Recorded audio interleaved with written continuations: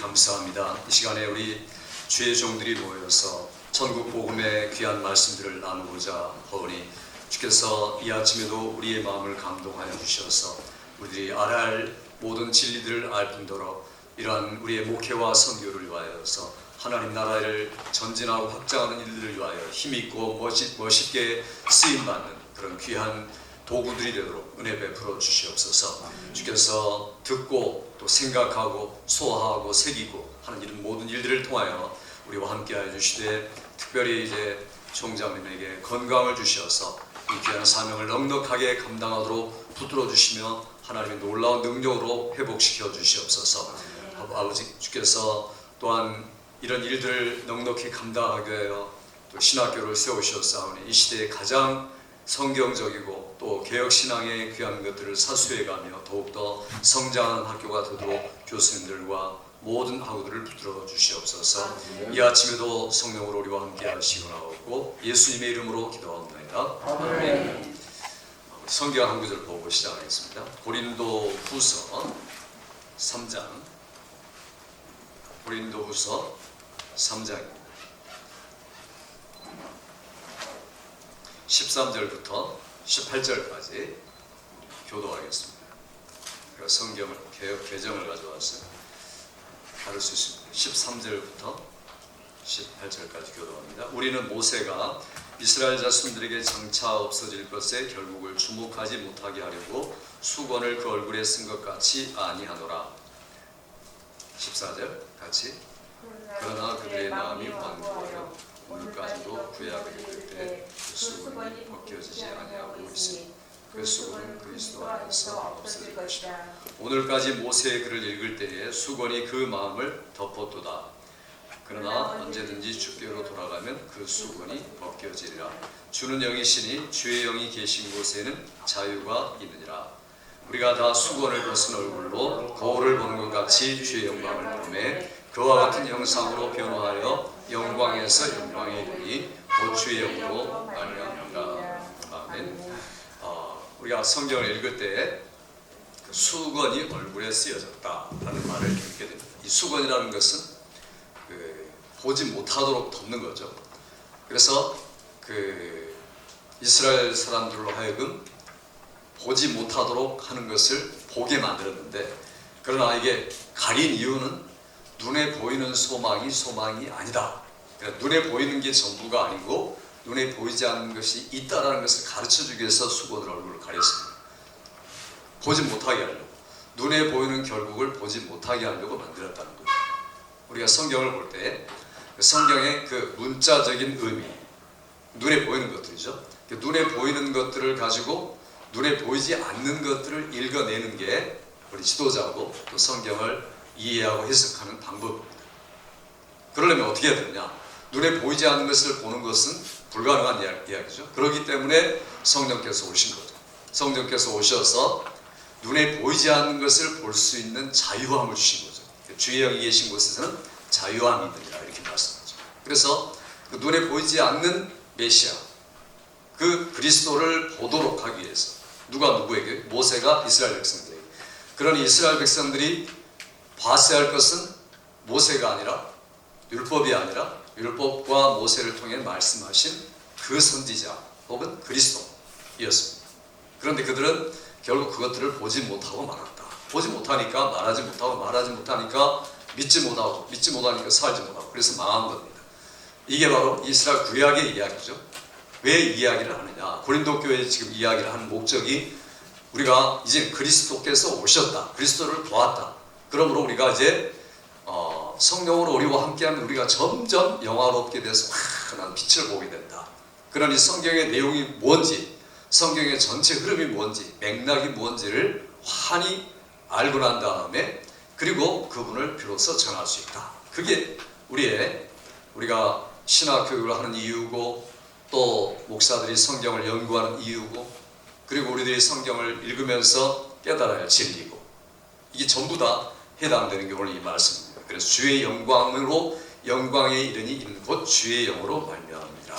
성경을 이해하고 해석할 때는 결국은 우리의 지혜에는 한계가 있고, 우리가 아무리 이해를 깊이 하려고 해도 거기에 그 제한이 있기 때문에 우리는 성령을 의지해야 된다. 성령을 의지할 때만 제대로 우리가 성경을 이해할 수 있다. 그래서 저는 늘 성경을 해석하는 것은 성경의 기법이 아니라 성경의 기법을 사용하시는 성령의 역사다 하는 것을 강조합니다. 우리가 소통하는 것, 커뮤니케이션도 그렇고, 그리고 우리가 말씀을 가르치는 것도 그렇고, 듣는 것도 그렇고, 공부하는 것도 그렇고 다 마찬가지죠. 성령이 우리의 사역, 공부, 해석, 신학의 주 요인이시다. 또 그분이 우리의 모든 성경 이해를 이끌고 가시는 분이시다. 우리가 항상 성령을 의지한다. 성령을 의지한다는 게 뭡니까? 성령을 의지하면 그가 오시면 내 영광을 가지고 너희에게 그 영광을 가르쳐주리라. 예수님이 이 땅에 계셨을 때 마지막 설교를 하시면서 요한복음 14장에 그렇게 말씀합니다. 그가 오시면 다른 거 안 하고 자신에 대해 증거하는 게 아니라 나에 대해서 증거할 것이다. 그리고 내 영광을 가지고 너에게 나타내리니 라고 말씀하죠. 우리가 성령을 구하고 성령 충만을 구하고 성령으로 사역한다는 말은 결국에는 예수 그리스도를 나타내고 예수 그리스도의 영광을 나타내는 게 우리의 사역의 목적입니다. 그래서 지금 우리가 공부하는 것도 그렇고 우리 천국 복음도 뭡니까? 결국에는 예수 그리스도의 인격과 사역과 영광을 나타내는 것. 이것이 천국 복음이죠. 천국 복음이 중요한 게 아니라 천국 복음의 근본과 내용과 본질이 중요하죠. 항상 우리가 어떤 말씀을 전해도 어떤 설교를 해도 예수 그리스도의 인격과 사역과 영광을 나타내리라. 이렇게 다짐하는 여러분 되시기 바랍니다. 이게 우리가 앞으로 계속 해야 할 일입니다. 죽을 때까지, 주님 앞에 설 때까지 뭐 하다 왔느냐? 그럼 내가 그리스도의 인격과 사역과 영광을 증거하다 왔습니다. 그러면 제대로 된 겁니다. 내 뜻대로 사역했구나. 그런데 그거 안 하고 내 멋대로 설교하고 내가 도덕적이고 교훈적이고 인물적이고 그리고 율법적이고 이런 설교하다가 주님 앞에 가면은 내가 너를 알지 못한다. 이게 불법이라는 거죠. 불법자들은 주님이 모르는 사람들이다. 우리가 주님께 합법적인 사람이 되려면은 예수 그리스도를 증거해야만 합법적인 사람이 될 수 있습니다. 그래서 제가 지금 이 세미나에 처음부터 계속해서 말하는 것은 결국은 우리의 모든 설교 속에서 또 우리의 사역 속에서 예수 그리스도를 드러내는 게 아니면 그거 망한 것이다. 불법적인 것이다. 하나님 인정하지 않는 것이다. 종교 활동인 것뿐이죠. 종교 활동하다가 주님 앞에 서는 겁니다. 내가 정말 하나님 앞에 하나님의 일꾼이냐 아니면 종교인 지도자냐, 이건 우리가 예수 그리스도를 증거하고 있느냐 아니냐에 따라서 달라지는 겁니다. 아무리 달변가하고 아무리 설교를 잘하고 목회를 잘해도 하나님 앞에 난 널 모르겠다 이런 분들이 상당히 있겠죠. 그때 많은 사람이 와서 라고 이 마태복음 7장에 말하고 있죠. 그러니까 소수가 아니라는 거죠. 주의 종들 속에서도 다수가 이런 분들이 있다. 왜 그럴까? 복음을 변개시키니까 그렇죠. 복음이라는 것은 예수를 전해야 되는데 그게 아니라 예수를 이용하든지 예수의 미명을 가지고 다른 복음을 전하는 게, 다른 복음을 전하면 저주를 받으라. 사도 바울이 갈라디아서 1장에 7절부터 10절에 보면 그렇게 말하죠. 그러니 이게 다른 복음이 뭡니까? 다른 복음은 결국은 어긋난 복음, 왜곡된 복음, 예수 그리스도를 중심하여 말하는 복음이 아니라는 거죠. 그러니까 그분이 말씀한 내용대로 말하지 않는 것, 잘못된 설교죠. 이를테면은 구원파 복음은 뭡니까? 내가 한 번 회개했으면 절대로 회개할 필요가 없다. 한 번 회개는 영원한 회개요. 천국에 합당하니까 어떻게 살든지 너는 구원의 확신을 갖고 있으면 구원받는다. 그리고 구원받기 위해 날짜, 시간 이런 것을 정확하게 알아야 된다. 이렇게 왜곡된 복음을 전하는 사람들이 있죠. 다른 복음이죠, 그게. 그러니까 성경이 말하는 회개하라, 천국이 가까웠느니라부터 시작해서 예수를 영접할 때도 회개하면, 돌이켜 회개하면 유쾌한 날이 이르리니. 그리고 요한계시록 마지막에도 너희가 열심을 다하여 회개하라. 처음부터 끝까지 회개의 복음이 천국 복음이죠.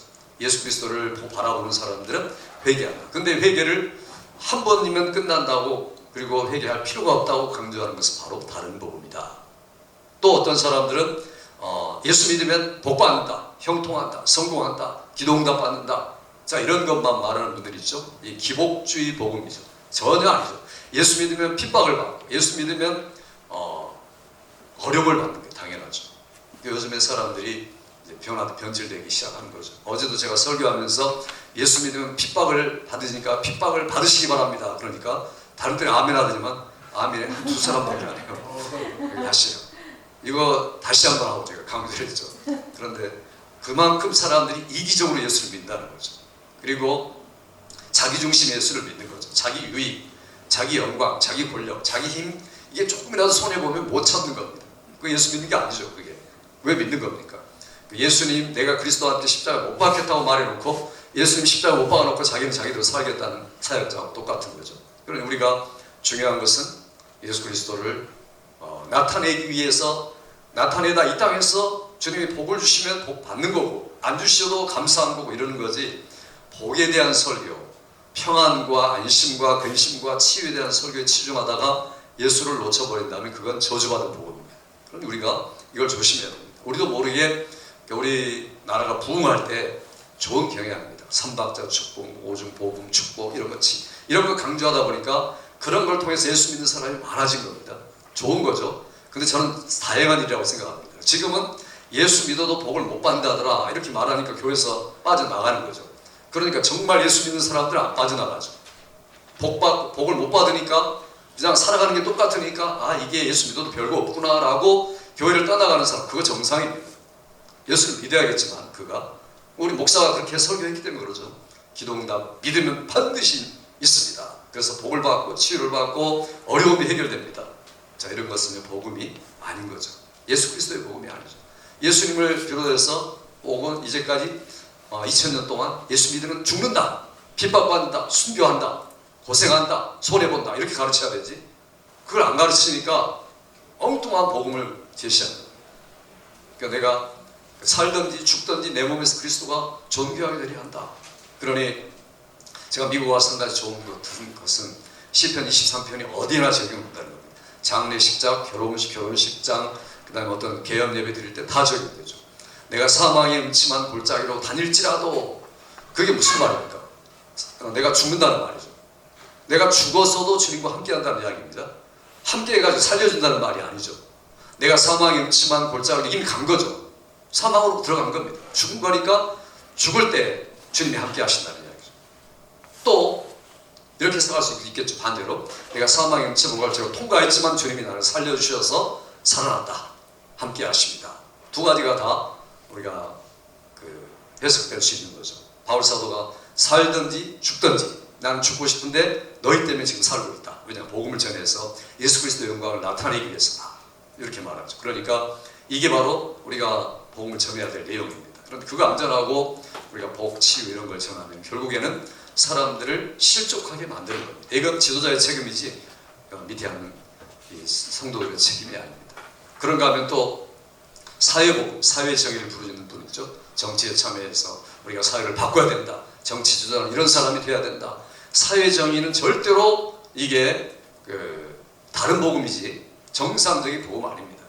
그러니 그런 분들이 어떻습니까? 교회가 부패했다, 교회를 개혁해야 된다, 그런 분들이 바로 가룟유다입니다. 가룟유다가 뭐라고 말합니까? 이걸 가난한 자에게 줘야 되지 어떻게 이렇게 허비할 수 있습니까? 라고 말하는 가룟유다가 바로 사회정의를 부르짖는 사람이죠. 교회를 자정시킨다는 핑계로, 스스로 정화하도록 만들어야 된다는 핑계를 가지고 교회를 지적하고 사회정의가 부족하다, 구제가 부족하다라고 교회를 비판하는 사람들이야말로 사회정의 복음이죠. 그건 다른 복음이죠. 주님은 전혀 그게 아니었죠. 그러니까 주님이 그랬으면 로마 정부를 타대했겠죠. 불법적인 로마를 엎어버렸겠죠. 천사 한 12명 보내가지고 로마 제국 전체를 그냥 정화시켰을 겁니다. 그러나 주님이 십자가를 지셨죠. 사회정의는 아니죠. 민중신학, 해방신학, 가난한 자들을 위한 신학 이런 거 아닙니다. 이건 복음이 다른 복음이라는 거죠. 그건 파생적인 거고 결과로 따라오는 거지 거기다 초점을 맞추면 안 되죠. 혹은 또 신비주의 복음이라는 게 있죠. 신사도운동 같은 그런 것들이죠. 그래서 특별한 능력, 신기한 능력을 받아서 그 다음에 그 능력을 나타내고, 말은 하나님의 영광이지만 자기 영광이죠. 그러니까 예언하고 이러면서 사람들에게 과시하고 자기 신앙이 어떤가를. 자, 이런 것들은요, 이런 복음을 전하면 핍박을 안 받습니다. 영광을 받죠. 왜냐하면 사람들이 얼마나 좋아합니까? 11조 하지 마십시오 그러면 박수치고 얼마나 좋아합니까? 이 목사가 진짜 목사다. 그리고 축복의 복음을 전하면 그날도 돼가지고 집으로 복을 받은 것 같이 돌아가죠. 그러니까 어려움이 없습니다. 핍박이 없습니다. 그러니까 이게 내가 택한 자는 내가 미움을 받은 것처럼 반드시 미움을 받을 것이다. 설교자가 미움을 받으셔야 됩니다. 오늘부터 미움을 안 받은 분들은 회개하시고 미움을 받으셔야 돼요. 우리 목사는 왜 위로하는 말 안 하고 왜 저렇게 그냥 하나님의 말씀을 고지고 저렇게 전하셔야 되나? 축복을 좀 전하시고 평안을 전하고 치유를 전하고 기도응답을 전해야지 우리가 아멘 할 텐데 그게 아니라 오늘 또 그냥 한마디로 우리를 까는 설교를 하신다. 자, 이렇게 되어야 맞다는 거죠. 그러니 주님이 이 땅에 오셔서 하신 일들을 보면 거의 다 그런 거죠. 모든 설교가 책망과 교훈과 바르게 함과 의로 교육해서 하나님의 사람으로 온전하게 만드는 그 성경 자체가 쓰인 대로 설교하신 겁니다. 이걸 버리면 결국에는 다른 복음을 전하는 거죠. 그래서 우리가 스스로 저주받은 복음을 전하는 사람, 불법적인 사역자로 하나님 앞에 서는 사람, 그렇게 되는 거죠. 사람들 좋게 하려고, 그래서 내가 사람들에게 좋게 하려, 하나님들이 좋게 하려, 하나님께 좋게 하려, 사람에게 좋게 하는 것이면 하나님 종이 아니다. 하나님 종 아니죠. 사람에게 맞추는 목회사예요. 사람들에게 맞추는 설교사예요. 하나님의 종이 아닌 겁니다. 이건 사람들의 종이고, 그건 이제 주님의 종이 아니고 여러분의 종입니다. 이래야 되죠.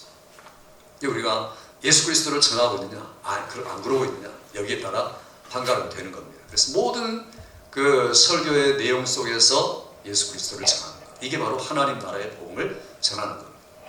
그래서 제가 계속 지금 그 그리스도를 설교하라 이런 세미나 처음부터 지금까지 이렇게 온 이유가 바로 그런 것들입니다. 우리가 다 알고 있지만은, 그런데 이제 예수 그리스도, 무조건 예수 그리스도를 말하고 있으라는 말은 아닙니다. 그걸 또 우리가 신앙적으로, 신학적으로, 합법적으로 예수 그리스도를 전해야 되죠. 이 말은 성경의 결을 따라, 무리하게 하면 안 된다는 거예요.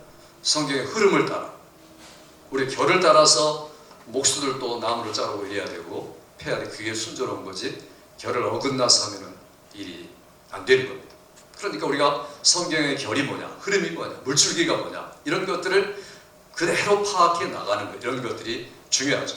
그래서 우리가 가장 중요한 것은 아까 말한 것처럼 성경은 하나님의 영감으로 되었다. 내가 쪼개거나 나누거나 인위적으로 할 수 없는 책이다.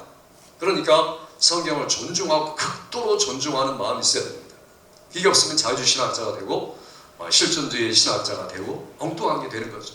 성경을 마음대로 분해하고 요리하고 인위적으로 파괴하고 어떤 건 하나님의 말씀 아니고 분류하고, 자, 이런 일들을 따르는 건 성경에 대한 리스펙트가 없기 때문에, 내가 정말 성경에 하나님이 지금 나에게 말씀하신 음성으로 대면하고 있느냐, 아니면은 인격이 아닌 것처럼 하나의 글처럼 취급한다. 이건 신앙의 문제죠. 신학의 문제가 아니라 내가 하나님 앞에 신앙을 가지고 있느냐. 그러니까 성경을 해석하는 첫 번째 가장 중요한 전제는 성경은 처음부터 끝까지 모든 어구마다 하나님의 감동으로 된, 하나님의 입김으로 된 하나님의 말씀이다. 이게 전제되어야 됩니다. 이거 없이 우리가 성경을 열고 성경을 이해하고 공부하는 것은 엉터리죠. 그러니까 이런 전제되지 않으면 결국은 무너지는 거죠. 두 번째는요, 성경은 반드시 통일성을 가지고 있다. 이게 가장 중요합니다. 그래서 우리가 성경을 볼 때마다 우리 믿음의 전제죠. 이게 믿음의, 성경에 대한 믿음의 전제다. 우리는 그 전제를 따라야 됩니다. 성경은 반드시 영감됐다. 영감되었으므로 존중한다. 그 다음에 두 번째는 통일성을 가지고 있다. 다양성이 있지만 그 속에 통일성을 갖고 있다. 그 통일성이 뭡니까? 결국은 예수 그리스도를 말하기 위해서 성경은 통일되어 있다. 그러니까 어느 성경을 봐도 통일성의 맥락 안에서 성경을 보는 게 중요하죠.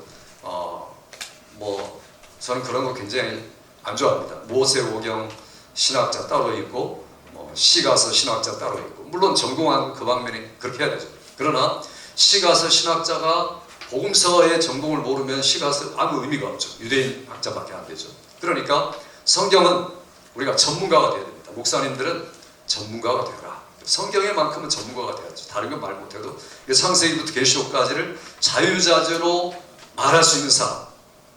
그리고 저는 여러분에게 자꾸 말씀드리지만, 목사님이 꿈에 성경을 꿈꿔야지 엉뚱한 복꿈, 돼지꿈 이런 꿈 안 됩니다. 그러니까 성경을 생각하다가 잠들면 성경을 꿈을 꾸게 돼 있고, 그 다음에 이제 성경을 어떻게 하면 내가 이런 말씀들 속에서 예수를 전할까라고 생각하고 잠을 자고 그러면은 그게 꿈속에서도 이렇게 자기가 그림이 그려지는 겁니다. 제가 이 말 했더니 목사님 신비주의잖아요 이러더라고요. 목사님, 다른 목사님들이. 그러니까 전혀 그거 아니고 실제로 그래요. 제가 이를테면 뭐 토요일 밤에 자면서 설교 준비하고 다 그려보면 이게 성경이 또 맥락이 되고 또 고쳐야 돼요. 그 다음 주일 아침에도 고쳐야 될 게 있어요. 그러니까 이게 성경의 꿈이 꾸어진다는 거죠. 일어나서 나한테 무슨 꿈 꿨냐고 막 꿈에 신음하던가 바울사도 꿈을 꿨다고 바울서신 제가 안에 그렇게 해야겠습니다. 그러니까 이게 성경을 집중해서 읽고 그러면은 결국에는 우리가 그러니까 성경을 계속 읽고 있는 것 같습니다. 그리고 우리가 일어나서 또 읽고 그러니까 적어도 목사님들은 아침에 새벽기도 마치고 2시간은 거기다 투자하셔야죠. 집중적으로 투자해서 매일매일 그렇게 되지 않으면 우리 속에 성경이 있는 게 아니라 엉뚱한 게 자리 잡는 겁니다. 그래서 저는 그 정치하고 움직이고 밥 먹으러 다니고 이런 분들 잘 이해를 못 하겠어요. 얼마나 바쁠 텐데 성경을 읽기도 바쁠 텐데 그렇게 하고 다니는 것은 시간 낭비입니다. 이제 연합 사업을 위해서 그렇게 하는 거 좋은데 너무 시간 낭비를 제가 볼 때 많이 하는 것 같아요. 이런 것들이 결국은 예수님과 반대되는 이야기죠. 다들 자기를 위하고 유익을 위하고 이름을 위하고 힘의 결집을 위해서 그러는 거지 전혀 아닙니다. 성경을 볼 때 항상 우리가 예수 그리스도의 통일성을 가지고 이해하려고 해석하려고 하면 복음이 언제든지 전해질 수밖에 없습니다. 어느 성경을 펼쳐도 마찬가지죠. 제가 레위기라는 그 과목을 2학기에 걸쳐서 가르쳤는데 레위기 처음부터 끝까지 예수 그리스도를 가르친 적이 있습니다. 그러니까 이게 각 장마다 모든 것들이 예수 그리스도를 향하고 있는 것들을 제가 가르친 적이 있는데 얼마나 은혜로운지 모릅니다. 알면 알수록. 그러니 이게 성경의 맛을 느끼고 성경에 대해서 재미를 느껴서 깊숙이 들어가는 것 이게 사역자에게 없으면 그건 사역 못하는 거죠. 엉뚱한 일을 하는 겁니다. 그러니까 이게 왜냐하면 성경은 1189장이나 되는 성경을 이게 긴 것 같지만은 하나의 통일성을 가진 한 장의 책이다. 예수 그리스도의 인격과 사역과 영광을 말하는 것이다. 이렇게 우리가 믿음의 전제를 갖고 있으면 성경이 해석이 되는 거고 그 다음에 설교도 증거가 되는 거죠. 그런 맥락에서 우리가 이해를 해야 되지 안 그러면 제대로 이해할 수가 없습니다. 그 다음에 성경은 중요한 것은 명백하다 하는 게 중요하죠. 명백하다. 그러니까 문자적으로 명백한 거죠.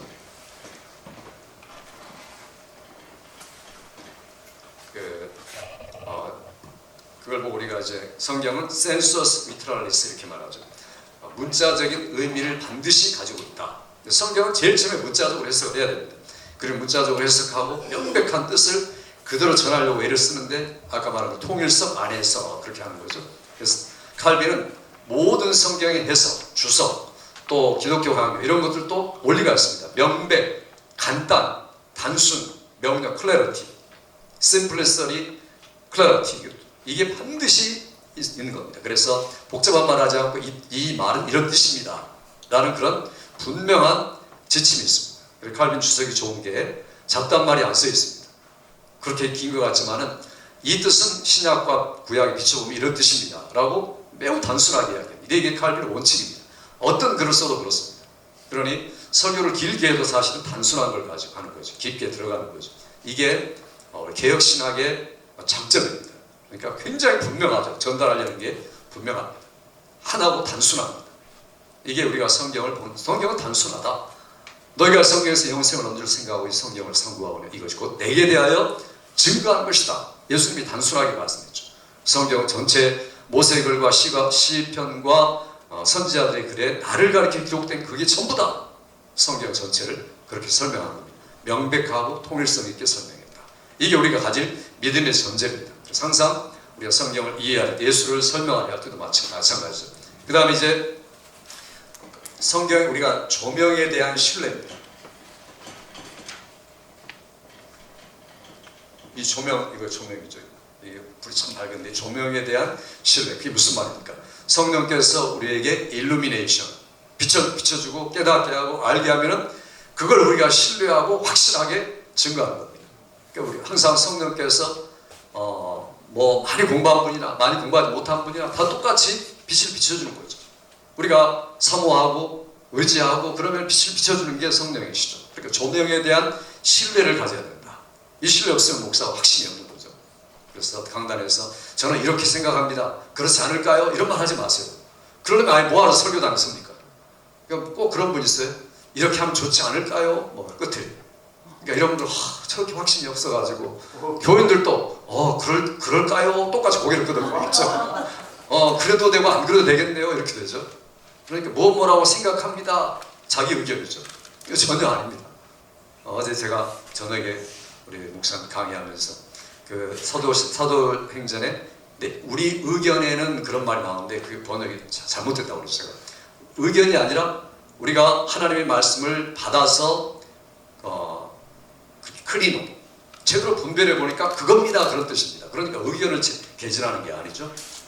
성령과 우리 의견에는 똑같은 말입니다. 그런 성령의 감동으로 빛을 비춰주시면은 우리 의견이 아니라 하나님의 의견이다. 이게 예수 그리스도께서 보여주신 의견이다. 그렇게 담대하게 전하는 거죠. 여기에 담대함이 있는 거죠. 예수 그리스도를 전하니까 담대할 수밖에 없습니다. 그래서 우리가 이게 이제 성경의 그 약속을 신뢰할 때도 이게 이제 두 가지가 있겠죠. 외적으로, 아까 외적으로는 내적으로. 외적이라는 말은 이 앞에서 말했던 이야기가 외적입니다. 눈에 보이는 그런 역사적이고 그 다음에 문해적이고 이런 흐름에 대해서 내가 신뢰한다. 내적인 것은 우리가 믿음이죠. 성경에 우리를 보여주신 것에 대한 믿음. 우리가 성경을 해석하고 이해하고 설교를 준비할 때 항상 염두에 둬야 할 것들입니다. 이게 그래서 내가 지금 성경을 펴서 설교를 준비한다. 성령이 감동된 말씀이 지금 살아서 움직이는 다이나믹한 말씀이구나. 이게 믿음이죠. 두 번째는 그 다음에 이건 처음부터 끝까지 지금 예수를 말하려니까 내 설교 속의 핵심은 오늘 또 예수 그리스도다. 어느 본문을 붙잡아도 예수 그리스도와 유출되도록 그렇게 내가 집중해야 된다. 의식적으로 그렇게 해야 된다는 거죠.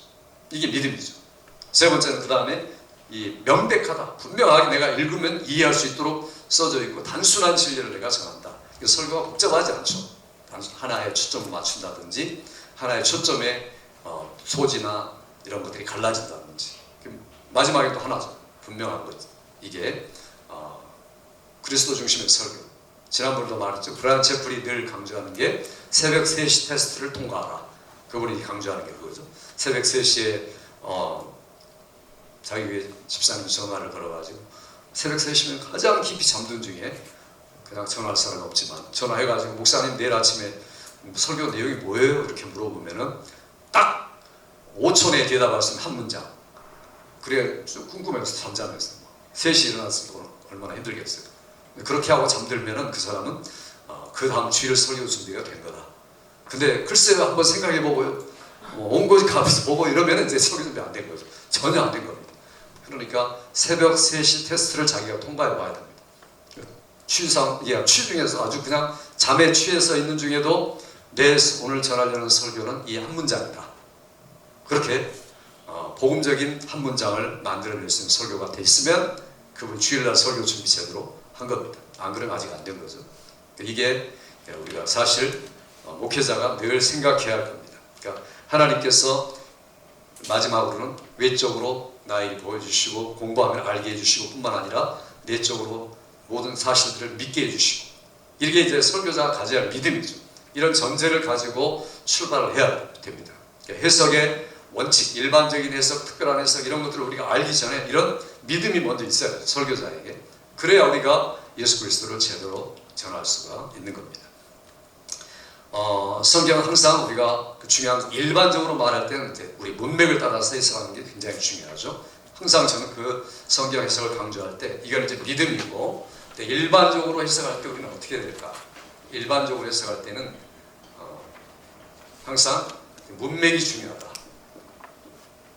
컨텍스트가 중요하죠. 텍스트가 아니라 컨텍스트입니다.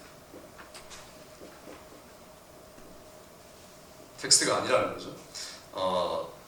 그러니까 이 흐름이 어떤 흐름이냐? 좁은 흐름, 넓은 흐름. 항상 그 장이 컨텍스트가 될 수 있겠죠. 하나의 장, 또는 장보다는 그 흐름입니다. 사실은 지난번에도 말씀드린 것처럼 장은 구분이 안 되는 거죠. 어디서부터 어디까지 몇 장이고 몇 장이 구분이 안 되는 건데 1180년에 스티븐이 장을 구분해 놓은 것 인위적인 구분입니다.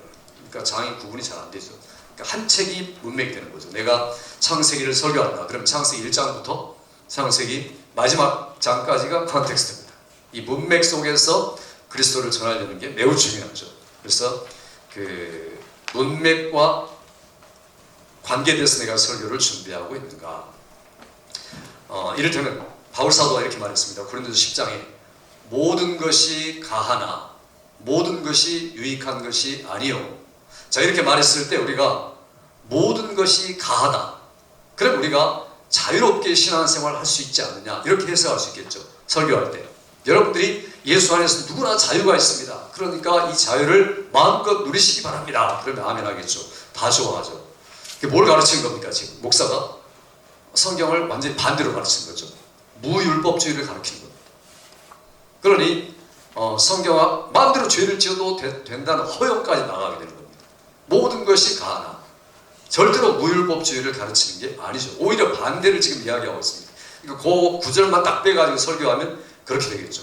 그러나 10장 1절부터 쭉 읽으면은, 아니 고린도전서 1장부터 이 15장까지 16장까지 읽고 나면은 이게 그런 말이 아니구나라는 것을 누구나 알 수가 있습니다. 텍스트를 무시하니까 그런 거죠.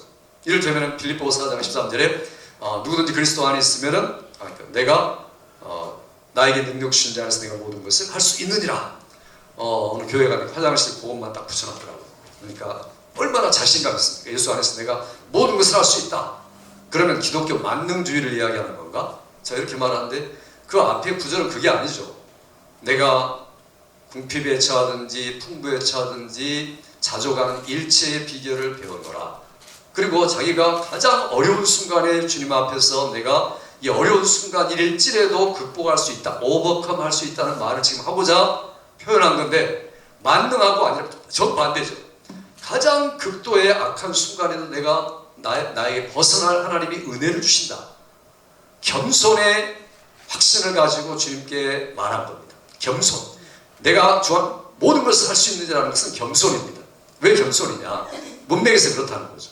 만능을 말하는 게 아니죠. 그러니까 목사님들이 기도응답 또 믿음의 힘 이런 거 말할 때 그것만 꼭 구절만 탁 빼갖고 이야기하죠.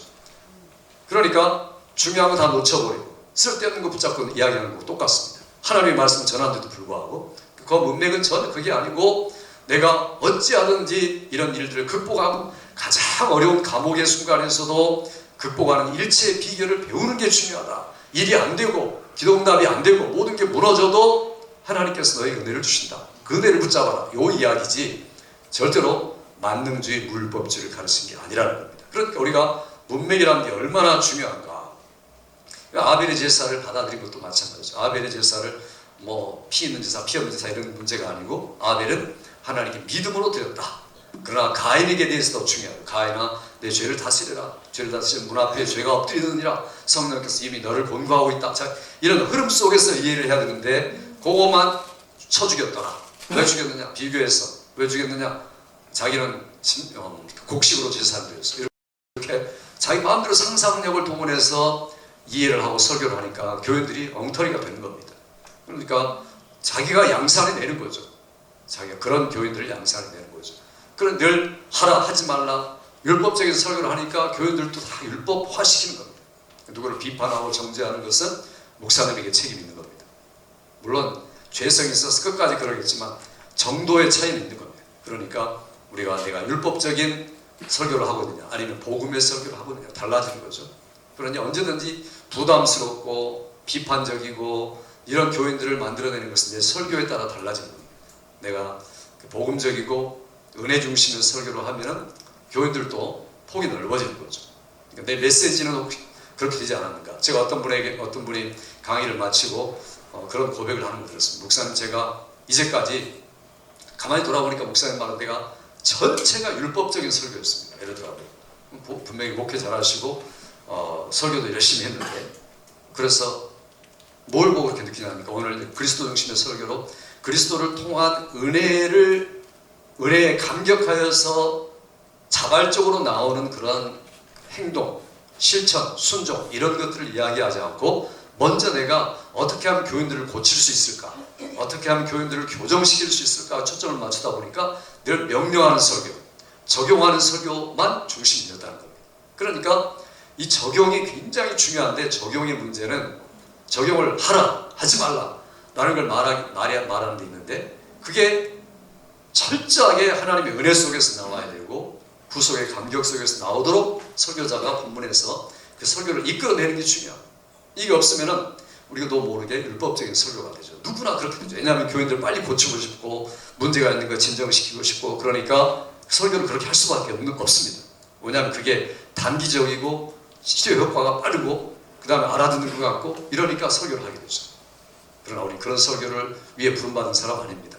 그러니까 더 깊은 연구가 필요하고 기도가 필요하고 그러는 거죠. 근데 우리 한국 사역자들은 참 너무나 설교를 많이 하니까 제가 언제 설교 보니까 일주일에 21번 설교할 때도 있더라고요. 지금 많이 할 때 몇 년짜리 설교를 이제 요즘에는 다행히 설교를 많이 안 합니다. 새벽기도 설교 안 하니까 그러니까 이제 일주일에 4번 정도만 설교하니까 그나마 이제 설교가 좀 풍성해지고 깊이가 있어지고 그전에는 안 그러고 그러면 코로나가 참 좋은 것 같아요.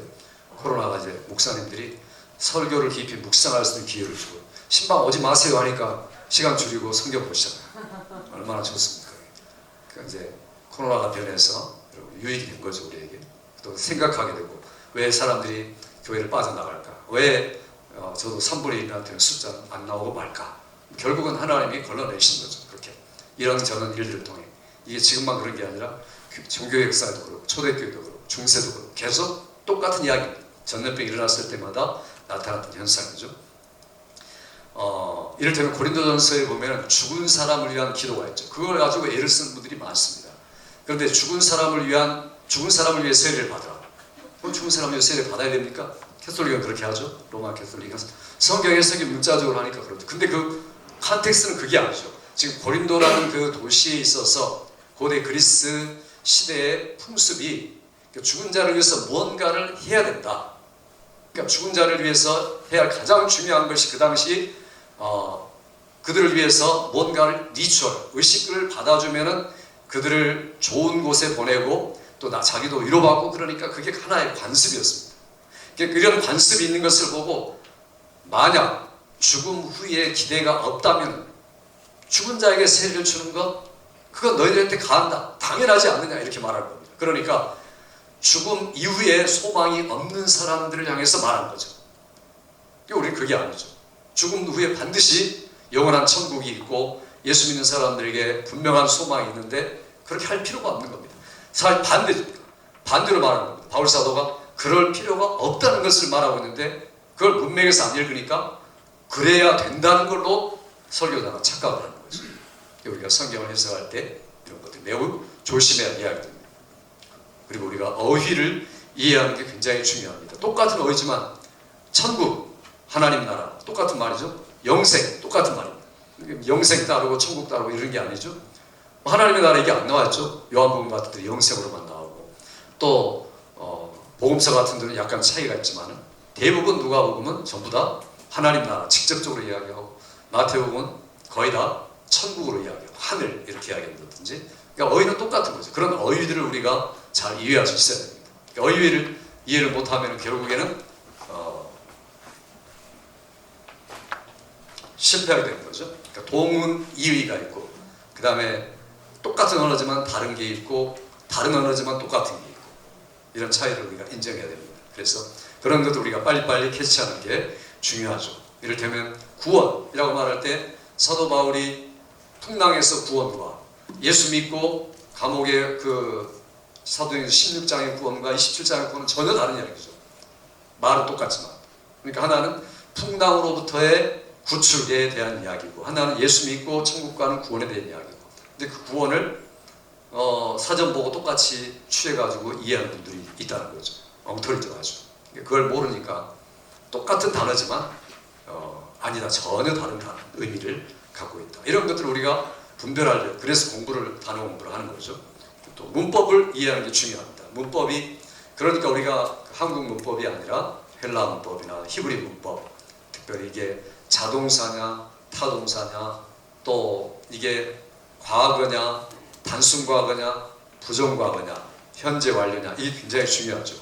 그래서 영접하는 자 그 말을 그러면 다 부정과거죠. 부정과거라는 건 딱 그 한순간에 미친 영향이 모든 것에 미친다 하는 게 중요하죠. 그러니까 문법을 제대로 알지 못하면은 엉뚱한 해석을 하게 됩니다. 여러분이 예수님을 영접할 때처럼 또 영접하셔야 됩니다. 이렇게 되는 거죠. 왜냐하면 영접이 마치 그 사람 생각에는 현재 진행형처럼 생각하니까 그러죠. 혹은 현재 완료처럼 생각하니까. 전혀 그게 아니라 부정과거, 단순과거죠. 그러니까 이런 것들이 우리가 문법을 이해해야만 제대로 풀어나갈 수가 있죠. 성경을 해석할 때도 항상 마찬가지입니다. 그리고 가장 치명적인 것들은 접속사가 우리 성경에 다 생략됐다고 그랬죠. 접속사가 있어야 할 곳에 너무 생략되고, 이 너무 쉬운 건데 이를테면 뭐 bat이라든가 뭐 behold라든가 이런 게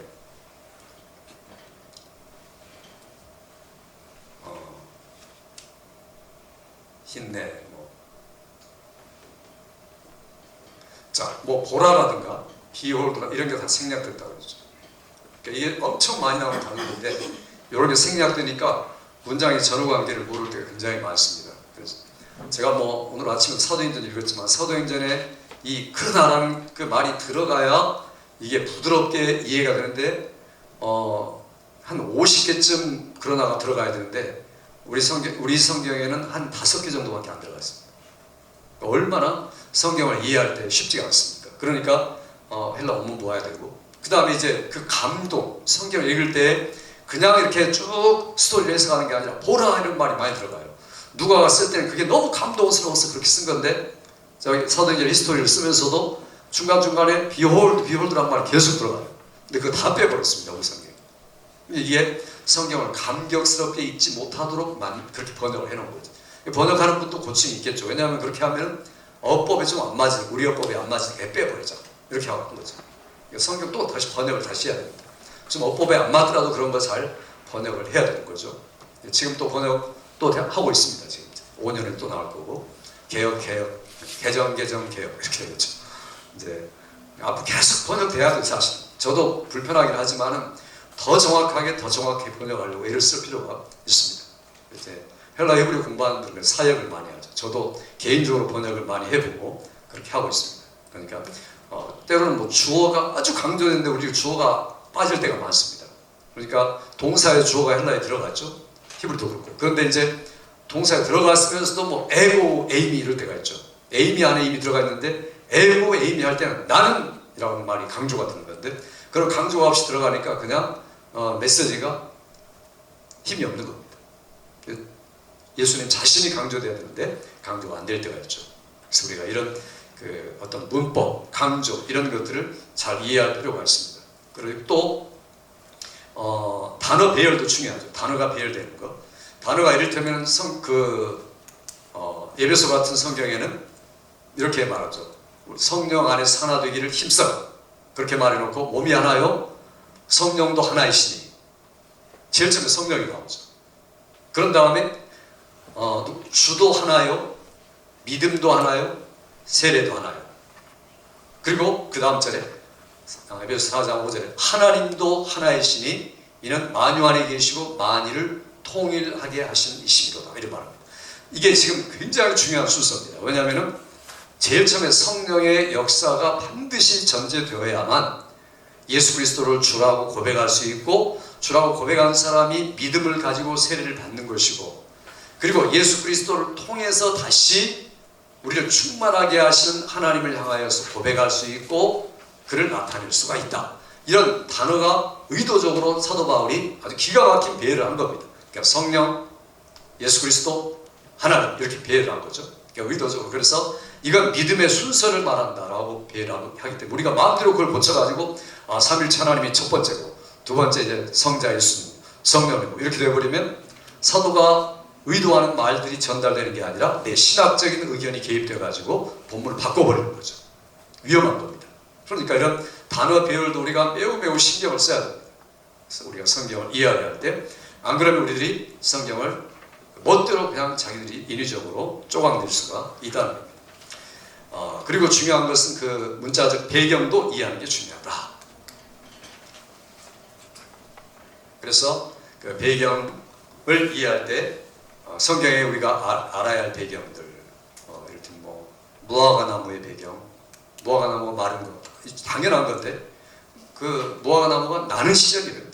나지 않는 시절이 아니고 나는 시절. 근데 무화과 나무의 때가 아닙니다. 이렇게 성경에 표현하고 있죠. 그게 그러니까 괄호 열고 이렇게 무화과 나무가 나긴 나지만 좋은 무화과 나무 열매를 맺을 때는 아니냐 이렇게 번역해야 되는데 그 괄호에 제가 놓고 싶더라고요. 성경 앞에 이는 아직 때가 아닙니다. 이게 아니고 이는 괄호 열고 좋은 무화과 나무가 풍성하게 맺을 때는 괄호 닫고 아니니라 이렇게 해야 돼요. 그게 정확한 이해죠. 그러니까 그 당시에 무화과 언제 나는지 1년에 3번 나는데 3번 나는 그 때를 모르면은 성경 이걸 보고 아 때가 아닌데 주님이 저자를 쓰니까 주님이 심술을 맞다. 이건 뭐 이렇게 번역이 되는 거죠. 엉터리로 번역하는 해석을 하게 되죠. 주님은 왜 그랬을까? 상상하고 추측해가지고 설교를 할 때가 많습니다. 전혀 그렇지 않죠.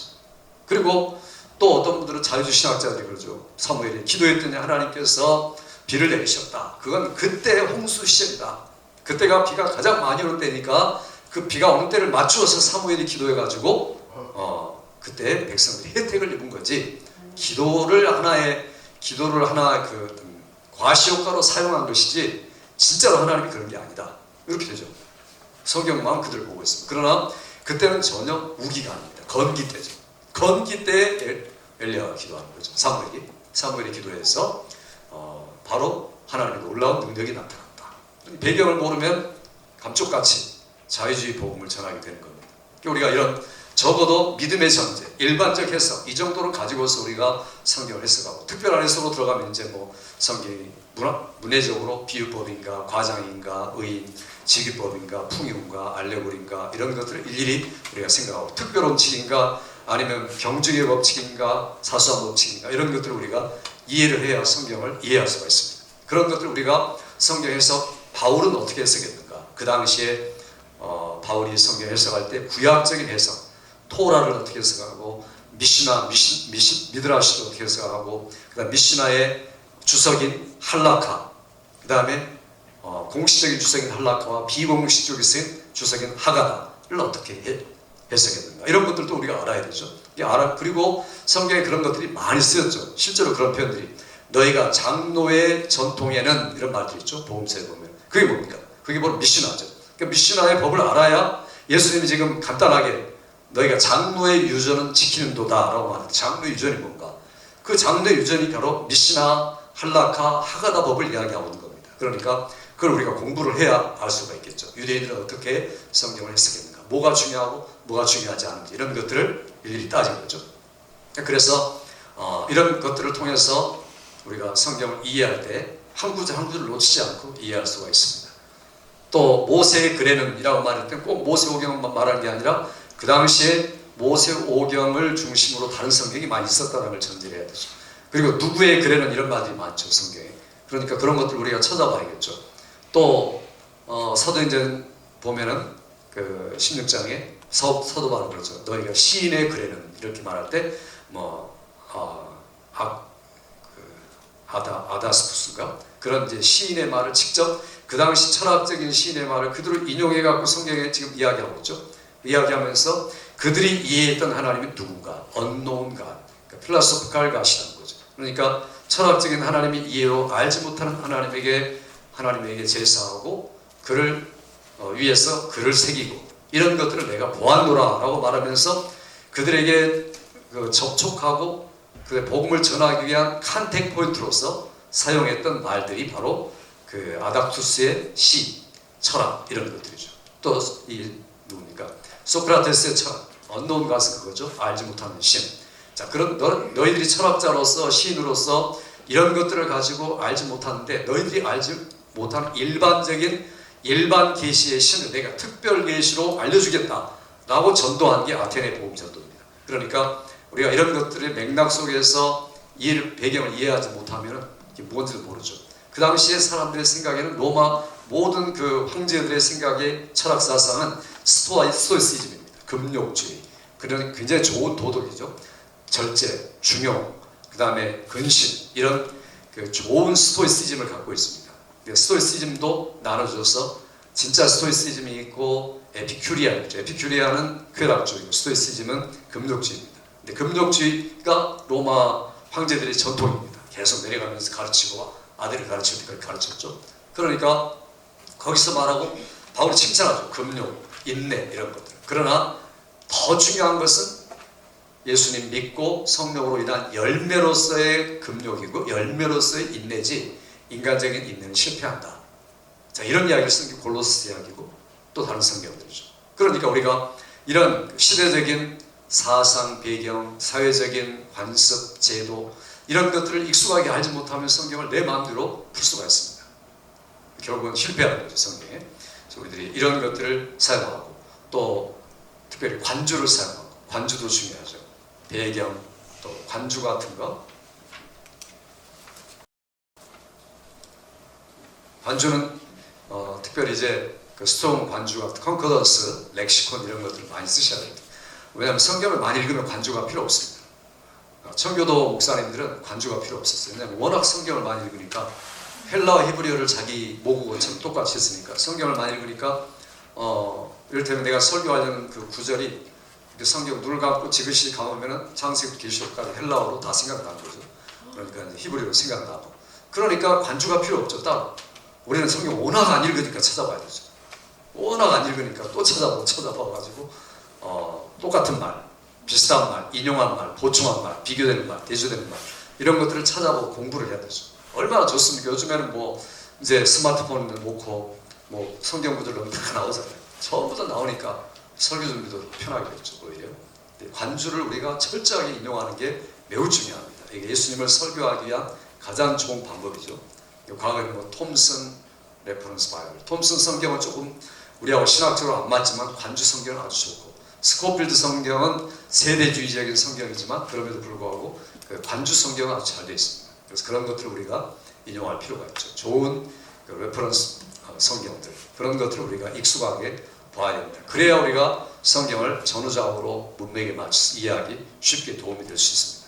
항상 중요한 것은 그 저자의 원래 의도가 뭐냐 하는 것들을 놓치면 안 되죠. 이 물론 하나님의 의도죠. 하나님의 의도가 뭐냐, 그 저자의 의도가 뭐냐. 그러니까 저자가 지금 마태복음은 뭡니까? 말 그대로 천국복음. 천국복음을 그 유대인들에게 증거함으로 인해서 그들이 가장 사모하는 그 메시아가 옴으로 인한 천국의 완성을 이야기하기 위해서 계속 구약성경을 인용해서 이것을 성취하게 하십니다. 이루려 하십니다. 라고 그 흐름이 계속 거기에 맞춰져 있습니다. 그러니까 마태의 의도는 철저하게 유대인 공동체에게 구약과 신약을 연결하여서 그들에게 복음을 제시하기 위한 그러한 의도를 갖고 있다. 그 의도를 따라서 우리가 성경을 이해하고 해석하고 설교를 해야 되는데 그걸 놓쳐버리고 이 시대에 맞게 적응하려다가 다 그냥 그걸 무시해버리면 안 된다는 거죠. 그러니까 저자의 의도가 중요하다. 왜냐하면 저자의 의도라는 말은 그 말씀을 받는 첫 번째 first audience가 중요하다는 거죠. 누구에게 지금 전하고 있느냐. 로마인이 아니라 유대인이고, 헬라인이 아니라 유대인이고, 현대인이 아니라 2000년 전의 사람들. 이렇게 우리가 초점을 맞춰야 성경을 제대로 이해 나갈 수가 있습니다. 그렇지 않으면 우리가 실패하게 되죠. 가장 마지막으로 중요한 것은 예수 그리스도를 중요하죠. 예수 그리스도에게 모든 초점을 맞추고 결국에는 우리가 이분을 설교하기 위해서, 그리스도를 설교하기 위해서 이런 모든 믿음의 전제와 일반 해석의 원칙이 필요한 거죠. 그래야 우리가 그리스도를 설교해 나갈 수가 있습니다. 그렇지 않으면 우리가 실패를 하게 되겠죠. 해석에 있어서 그 다음에 이제 뭐 장르별 이게 어떤 장르에 속하는 것인가, 편지인가, 서신인가, 계시인가, 또 이것이 우리하고 전혀 다른 어법들, 우리 국문법에 없는 어법들을 사용하고 있는 히브리, 또 이게 의인법인가, 뭐 신인 동형인가, 그 질문에 이제 하나님의 손, 하나님의 등, 하나님께서 만나 주셨다 이런 표현들을 교인들이 그런 질문을 찾을 때 보면은 이런 걸 모르는 거죠. 그러니까 하나님은 눈에 보일 수 있는 분이 아니고 하나님의 등은 하나님이 후회하셨더라, 한탄하셨더라 라는 표현은 하나님이 정말 한탄하고 후회하신 게 아니죠. 사람이 그만큼 죄를 지어서 죄로 인해서 멸망할 수밖에 없다는 하나님의 마음을 인간적으로 표현하는 인간의 어법이다. 그걸 가르쳐 신인 동형. 그래서 앤스로몰피즘이라고 그러죠. 이를테면 그런 신학적 용어가 매우 중요한 것은 성경을 이해할 때 그러죠. 하나님이 후회하셨더라. 하나님이 탄식하셨더라. 그걸 후회하셨더라. 그런 창세기 보면 후회하셨더라고.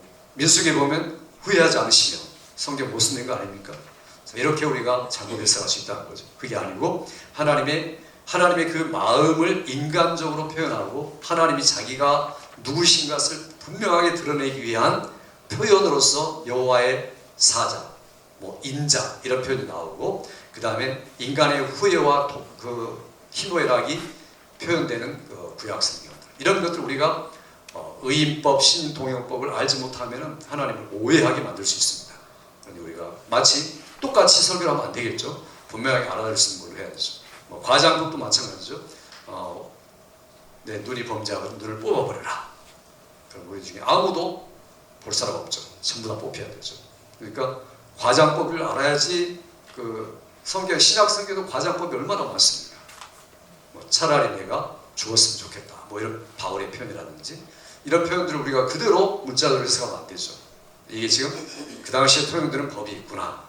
또 비유도 마찬가지입니다. 비유를 갖고 현실처럼 해석하는 분들은 바로 실패하죠. 탕자의 비유. 탕자는 아버지는 누군가, 아들은 누군가, 첫째 아들은 누구고, 둘째 아들은 누구고, 소떼는 누구고 지금 비유로 말하고 있는데 거기다가 다 의미를 부여하는 분들이 있어요. 그러면 아주 이게 엉망진창이 되는 겁니다.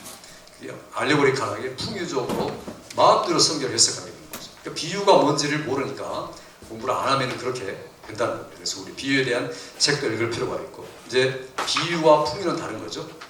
알레고리컬한 거하고 패러들은 다른 겁니다. 또 뿐만 아니라 우리가 이제 그 모형 이게 그리스도의 모형에 대한 것이다. 심볼, 사인, 모형, 섀도우 자 이런 것들을 이야기하죠. 성경 프리피규레이션, 예시, 그림자, 모형, 상징, 사인 자 이런 것들은 전부 다 본체, 실체를 나타내기 위해서 하나님 우리에게 보여주신 것들이죠. 그러니까 이를테면은 뭐 제사, 제도 이런 것들은 하나님 앞에 우리가 어떤 예배를 드려야 할 것인가 하나님과 우리가 만남 속에서 꼭 필요한 게 뭐냐 피를 흘리는 것이 필요하다. 그러니까 제사, 제도를 만들고 그리고 하나님과 우리가 만날 장소가 필요하다. 그게 교회다. 그걸 말하기 위해서 눈에 보이는 것으로 그 성막을 우리에게 보여주셔서 성막을 통해서 하나님의 임재와 영광을 맛보게 하시고 자 이게 바로 하나의 상징으로서 우리에게 주어진 거죠. 그러니까 그런 것들을 우리가 문자적으로 해석하면 안 되는 거죠. 거기서 우리가 상징이 그 말하고자 하는 리얼리티가 뭐냐 상징이 말하자는 그 실제가 뭐냐 하는 것들 우리가 찾아내서 설교를 준비해야 됩니다. 안 그러면 올바른 설교를 할 수가 없죠. 그 다음에 이게 또 이게 이제 그 초림에 대한 것이냐 아니면 초림의 전에 예언에 대한 것이냐 초림에 대한 것이냐 재림에 대한 것이냐 이런 구분도 분명해야 됩니다. 구약을 보고 이걸 마치 재림의 설교를 하는 분들이 있어요. 물론 연결할 수도 있습니다. 그러나 거기서 지금 말하고자 하는 예수께서 오셔서 다 성취한 건데 그걸 앞으로 재림에 연결시켜서 설교를 하는 분이 있어요. 이건 시대를 모르는 분이죠. 시대를 모르는 지금 내가 다니엘서를 설교한다. 그러면 다니엘의 이야기가 다니엘 시대의 이야기고 다니엘이 바라본 그리스도가 오실 것에 대한 이야기인데 그걸 갖다가 70일이나 이런 것들을 또 엉뚱하게 갖다 붙이고 요한계시록 갖다 붙이는데 자 갖다 붙여도 제대로 해석해야 되는데 엉터리 해석하는 분들이 많습니다. 우리가 물론 계시록 해석할 때는 다니엘, 계시록, 이사야, 시편 전체 성경의 백그라운드인데 다 들어가야 되는데 꼭 그것만 보는 분들이 있죠. 그러니 우리가 요한계시록을 잘못 해석하는 분들이 제가 볼 때는 90% 이상이에요. 거의 다. 그러니까 이 계시록에 대해서 뭐 역사적으로 보느냐, 상징적으로 보느냐, 문자적으로 보느냐에 따라 틀리겠지만 우리는 다 거의 대부분 상징적으로 보는 거죠. 상징적, 666, 짐승, 숫자, 7 이런 모든 것들이 전부 다 여자, 용, 뱀 이런 거 다 마찬가지입니다. 그럼 용이 있습니까? 실제로 없는 거죠. 실제로 없는 것들을 하나님께서 사도 요한에게 환상을 통해서 보여주시면서 이해하도록 그 환상이 전부 다 구약에서 오는 것들이죠. 구약의 환상들을 똑같이 말하면서 얼마든지 유대인에게 익숙한 환상을 가지고 이야기한 겁니다. 우리로서는 이해 안 되지만 유대인들은 이해가 되는 성경이죠. 그래서 요한계시록도 마찬가지죠. 이게 예언이냐, 초림이냐, 재림이냐 어느 시점에서 내가 성경을 봐야 되냐 하는 것도 매우 중요합니다. 그 다음에 이제 민족 구분의 원리가 성경에 나올 수 있습니다. 그래서 이제 이를테면 이스라엘 민족에게만 적용될 수 있는 것, 우리에게는 적용되지 않는 것들이 있죠. 정신만 적용되는 것. 그게 바로 성경을 보면서 우리가 이건 우리하고는 관계없는 의식에 대한 이스라엘의 율법이다. 예수님 이걸 폐하신 거죠. 의식법을 완전히 폐하신 겁니다. 이런 그 민족의 원리를 우리가 잘 알아야 성경을 제대로 적용할 수 있습니다. 그리고 이제 항상 성경이 말할 때 최초의 총체적인 원리를 말하고 자세한 것을 말하는데 시대적으로 말한 게 아니라 태초에 하나님이 천지를 창조하시니라 이렇게 말해놓고 그냥 하나씩 풀어서 설명하고 또 2장에 와가지고 천지 창조의 대략이 이러하니라 이렇게 말하는 거죠. 큰 것을 말하고 그 다음에 자세한 걸 말하고 이런 원리를 모르면 1장의 창조하고 2장의 창조는 틀리는구나. 왜냐하면 1장은 시작이고 2장은 조금 가서 또 재창조구나. 이렇게 이해하는 분들이 얼마나 많습니까? 그러니 최초 인간들을 만들어 놓고 그 중에 뽑아가지고 아담을 만들고 이단에서 그런 해석을 많이 하죠. 아담을 만들고 재창조해가지고 하나님 만든 거니까 아담 이전에 수많은 사람도 있었다. 혼이 없는 사람도 있었다. 이런 이따위 식으로 성경을 해석하는 겁니다. 왜냐하면 성경은 역사적으로 기록됐지. 그러니까 순서적으로 보자. 순서해자 이렇게 착각하니까 이런 우를 범하게 되는 거죠. 그게 아니고 성경 총체적 언급, 특별한 구체적 언급 이렇게 나가는 겁니다. 그러니까 히브리 어법이죠. 전체 결론을 먼저 제시해 놓고 이야기를 해 나가는 겁니다. 성경만 그런 건 아니지만 중요한 부분들이 그런 부분이 많다는 거죠. 그러니까 우리가 그런 것들을 이해하고 있어야 됩니다. 초림과 재림의 간격 구분, 총체적인 원리의 구분, 그 다음에 구원과 교제. 이게 똑같은 말씀인데 구원을 위한 말씀이냐 아니면 교제를 위한 말씀이냐. 이게 믿고 구원받는 것에 대한 것이냐 아니면 하나님과 우리와의 펠로십에 관하여 말하는 거예요. 이런 구분이 없으면요. 지금 성도의 교제를, 하나님과 우리의 교제를 말하는 그 텍스트인데 그걸 구원에다 적용시키니까 하나님과 교제를 제대로 안 한 사람은 구원 못 받는다 이렇게 되는 거죠. 그러니까 이게 성화에 대한 부분인데 하나님과의 교제 속의 성화에 대한 부분인데 칭의와 구원과 연결하니까 설교가 완전히 정죄하는 설교가 되고 구원 어떨 때는 받았다 못 받았다 목사가 헷갈리니까 성도들 당연히 헷갈리죠. 똑같이 다 헷갈리는 거죠. 헷갈림이 판이 되는 거죠. 헷갈리는 교회로 어찌 가야 됩니다. 그게 왜냐하면 왜 그렇습니까? 성경을 잘못 해석하고 잘못 설교하기 때문에 따라오는 현상이죠. 그래서 우리가 이런 원리들, 성경에 우리가 이해할 때 원리들을 알고서 해석해야 됩니다. 이런 근거 속에서 우리가 예수 그리스도를 설교하는 게 매우 중요합니다. 그래서 이런 가장 기본적이고 원칙적인 사실은 우리가 신학교 때 배웠던 내용들이지만 그런 것들을 되살릴 필요가 있습니다. 실제로 설교를 준비하면 현장에 적용을 해야겠죠. 그렇지 않으면 우리가 성경을 엉뚱하게 주관적으로 해석하고 끝나게 됩니다. 성경은 단일한 구속사를 우리에게 말하고 있죠. 구속사의 중심이 바로 예수 그리스도다. 항상 신약과 구약의 연결고리 자체도 예수님이시죠. 사실 예수님은 신약에 속한 분이 아니고 구약에 속한 분이죠. 그렇지 않습니까? 이 땅에 오셔서 할례 받았죠. 이 땅에 오셔서 율법대로 예물을 드렸죠. 그러니까 구약에 속한 분이죠. 이 말은 구약과 신약을 연결시키는 완벽한 신분이다 이런 말이죠. 신약에 속한 분이면서 동시에 구약에 속한 분이다. 그래서 모든 의식, 제도, 율법은 예수 그리스도를 향하여 있고 이게 구약 성경의 마지막 그림이에요. 그리고 신약은 예수 그리스도부터 나온 하나님의 나라와 교회가 확장돼 나가는 것에 대한 이야기고 두 가지는 한 가지 이야기를 다루고 있다. 그래서 그 연결점이 바로 그리스도다. 단일한 구속사를 우리에게 말하고 있다. 이런 것들을 우리가 전제하고서 성경을 이해하고 준비를 해야 제대로 설교를 할 수가 있습니다.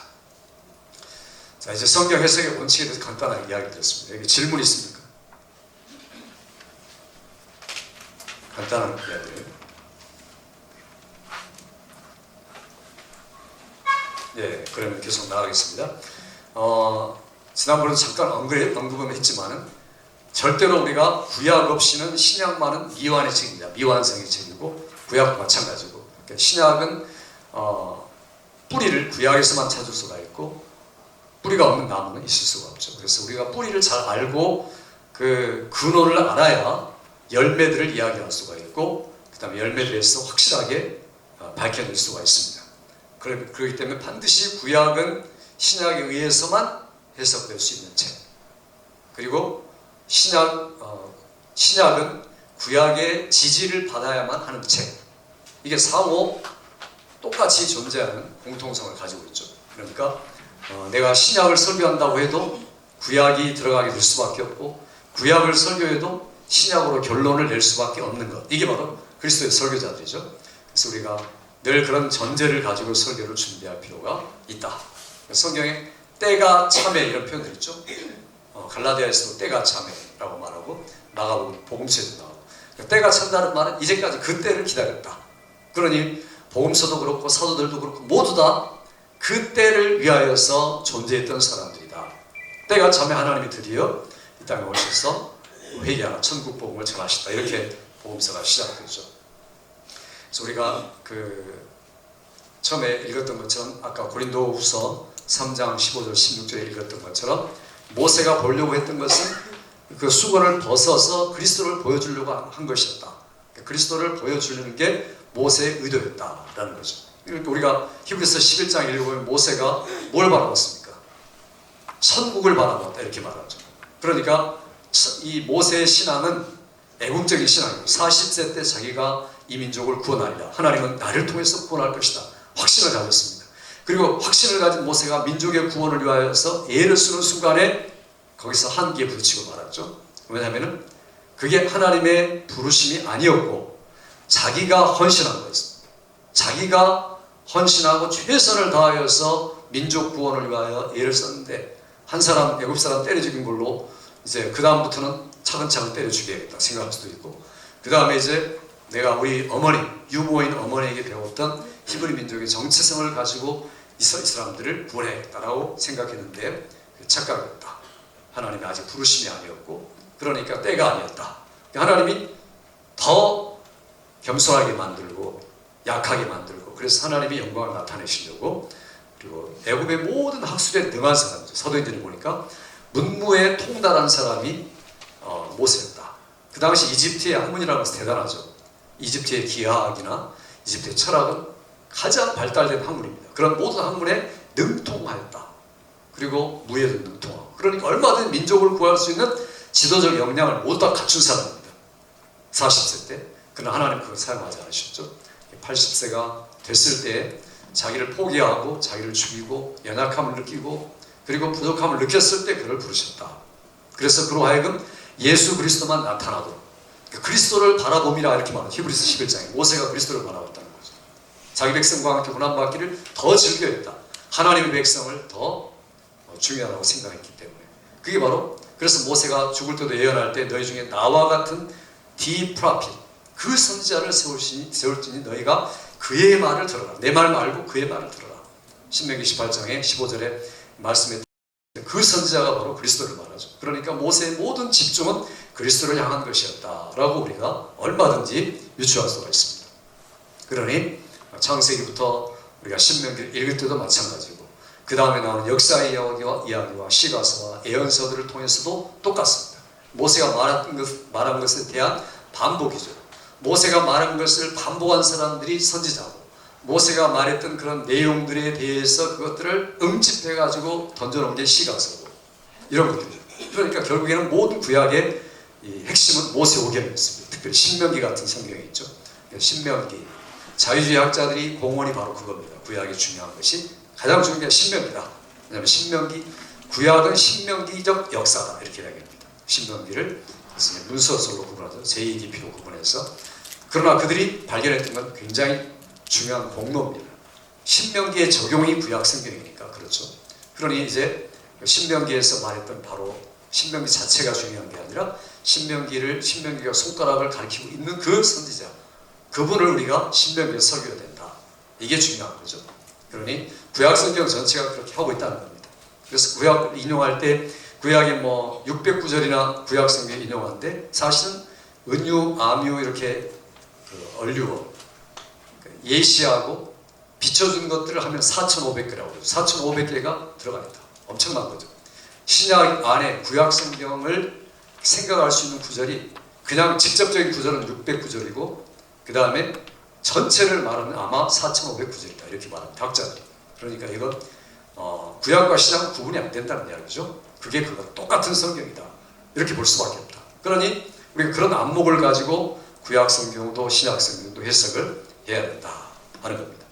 그래서 우리들이 이런 이해를 가지고 성경을 바라볼 때 세례 요한도 신약의 사람이지만 구약에 속한 사람이었구나. 예수님도 세례 요한도 결국에는 천국을 설교하기 위해서 이 땅에 오셨다. 천국이 어디냐?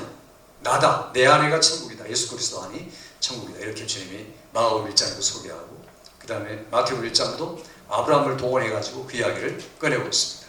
히브리서 1장도 옛적에 여러 선지자와 여러 모양으로 여러 부분으로 말씀하신 하나님이 마지막에 아들로 말미암아 우리에게 말씀하셨으니 이 아들을 만유의 후사로 세우시고 그로 말미암아 모든 세계를 통일하려 하십니다. 그는 하나님의 영광의 본체시요 그의 광채시니 그가 죄를 정결케 하는 일을 하시고 하나님 보좌 우편에 앉으셨느니라. 이게 바로 전체 이야기, 성경 이야기죠. 히브리서 1장 1절 2절이 구약과 신약 전체를 요약해가지고 지금 이야기를 하고 있는 겁니다. 그게 그럴 수밖에 없는 게 또 히브리서를 쓴 분이 세컨 제너레이션이죠. 바울이나 이런 데는 다 펄스 제너레이션이지만, 그러니까 더 하나님의 계시에 대해서 풍요로운 메시지를 갖고 있는 겁니다.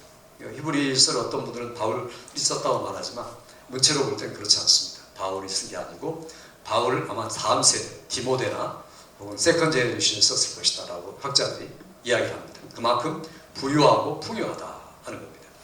그래서 그 히브리서 전체가 구약 성경의 카멘탈이고 구약 성경 전체를 이야기하고 있으면서 바로 하나하나가 이게 바로 예수 그리스도를 향한 것이다. 모세, 그래서 히브리서 1장에 모세가 등장하고 그 다음에 천사가 등장하죠. 천사, 모세, 그 다음에 여호수아 이렇게 등장해 나가죠. 구약 성경 전체를 그냥 매우 압축적으로 설명하고 있는 게 히브리서죠. 그리고 그 다음에 멜기세덱, 그리고 믿음의 이인들 전체, 이게 바로 히브리서의 구성이고, 그러므로 너희가 예수를 생각하라. 구름같이 둘러싼 허다한 구약의 창세기부터 계시록의 증인들이 있으니 모든 무거운 것과 운명의 쉼죄를 벗어버리고 그 믿음의 지원자 예수를 바라보자. 이게 신앙생활이다. 이렇게 살아야 된다. 이렇게 말하는 거죠.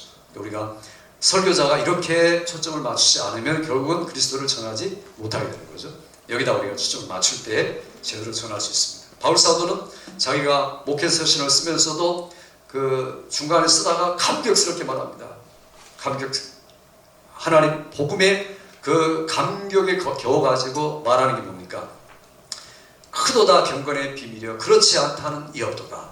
이렇게 이야기하죠. 크도다. 너무 놀랍다. 감격스러워서 지금 목회 서신을 쓰고 있는데 그렇게 말하죠. 그는 육신으로 나타낸 바 되시고 영으로 의롭다함을 받으시고 만국에 전파되시고 보좌에 앉으시고 그 다음에 사람들에게 영광, 모든 사람 영광을 받으십니다 라고 그리스도를 압축해서 디모데전서 3장 15절이 바울의 복음입니다. 그게 그러니까 바울이 한마디로 디모데에게 편지를 쓰다가 감격해 가가지고 이야기하는 것이 구약과 신약을 통합해서 이야기하는 내용이 바로 디모데전서 3장 15절이죠. 그러면 그게 초대교회 모든 교회들의 신앙 고백이고 찬송가였습니다. 모일 때마다 그것들을 찬양하고 그것들로 예배를 드리고, 그러니까 예배의 내용이 뭐냐, 예배의 핵심은 뭐냐, 그리스도를 중심한 예배였다. 설교만 그런 게 아니라 예배의 내용 자체도 그리스도 중심의 예배, 브라이언 채플이 썼던 그리스도 중심의 예배, 그 다음에 은혜의 승리, 그분이 요즘에 계속 그런 책을 써냈죠. 그리스도 중심의 설교 한 25년 전에 나왔는데 그 이후로 예배도 그래야겠다. 그래서 그리스도 중심의 예배. 근데 그 속에 더 중요한 것은 그리스도의 은혜로구나. 은혜의 각성, 은혜의 원리. 이 책까지 5권을 지금 연속으로 써내고 있습니다. 이게 굉장히 좋은 책들입니다. 여러분이 한번 읽어보시면 내가 메시지 전할 때 어디다 초점을 맞춰야 할 것인가, 모든 게 하나님의 은혜로 지배하게 되는구나, 이런 것들을 알 수가 있습니다. 자, 이제 오늘 사실 이렇게 이 정도로 하는데 이제 프린트 내용들을 가지고 제가 다음에 하겠습니다. 왜냐하면 다음에 잊어버리지 말고 가져오시면 좋겠고, 아니 잊어버리면 제가 또 프린트해보고. 중요한 것은 우리는 성경은 하나님의 말씀입니다. 하나님의 말씀은 성경입니다. 이게 하나님의 말, 구약은 예수님을 말하고 예수님은 구약을 설교하고 있고, 이게 해석의 서클입니다. 이걸 해석학적 순환이라고 말하죠. 헐메드리칼 스파이럴 이렇게 이야기하죠. 그러니까 이렇게 나사가 이렇게 돌아가면서 위로 올라가듯이 우리가 성경을 이해할 때 결국에는 특별한 방법이 없습니다. 성경은 하나님의 말씀이고 하나님의 말씀, 예수 그리스도를 말하고 어느 성경이나 그렇고 결국엔 서로 도와주고 서로 지지하고 그런다는 거죠. 구약은 신약을, 신약은 구약을. 그런 우리가 결국은 믿음으로 성경을 해석하고 설교하는 방법밖에는 없는 겁니다. 그게 이제 그 신약 성경 해석학자들이 했던 개혁주의 성경 해석자들이 했던 이야기입니다. 여러분들이 이런 것들을 알고 이번 주 설교로 좀 바뀌어줬으면 좋겠습니다. 자, 여기까지 하고 기도하고 마치겠습니다. 아버지 하나님 감사합니다. 오늘 또 우리가 예수 그리스도를 설교하고 또 그를 말해야 될 필요성과 우리가 알아야 되고 갖춰야 할 내용들에 대하여 나누었사오니 주의 종들이 이런 것들에 대한 열정을 갖게 하시고 우리의 강단에서 또한 우리의 사역 현장 속에서 예수 그리스도를 말하고 증거함으로 하나님의 뜻을 따라 사역을 넉넉하게 감당하는 성령 충만한 주의 종들이 되도록 은혜 베푸시기 원하옵고 예수님의 이름으로 기도하옵나이다.